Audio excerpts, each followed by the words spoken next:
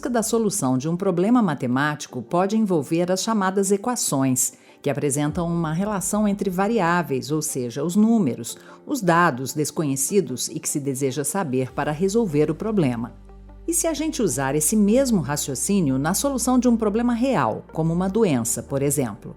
Nesse caso, os sintomas e as doses de medicamentos são algumas das variáveis, e a solução poderia ser a cura, o melhor tratamento ou analisar a evolução da doença.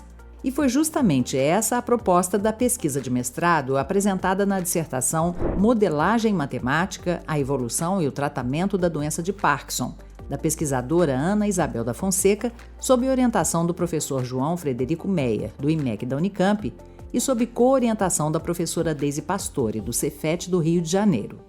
A modelagem matemática é uma ferramenta já aplicada em estudos sobre a natureza, a sociedade, em diferentes problemas, mas ainda não havia um modelo específico para a doença de Parkinson.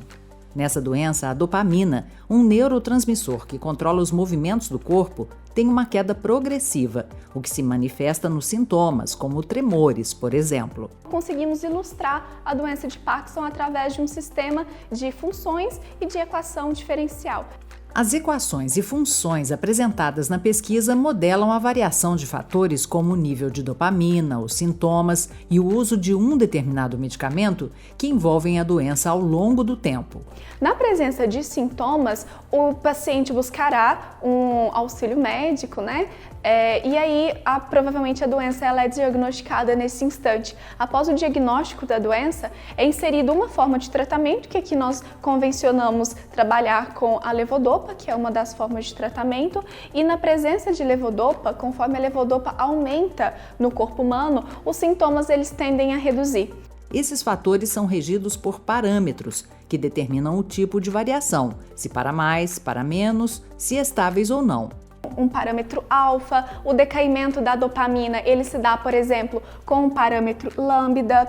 E aí nós conseguimos montar um modelo matemático, uma expressão matemática que relacione todos esses parâmetros e de forma com que no final a gente tenha uma explicação de como todos esses fatores podem se relacionar dentro desse problema de saúde pública que é a doença de Parkinson.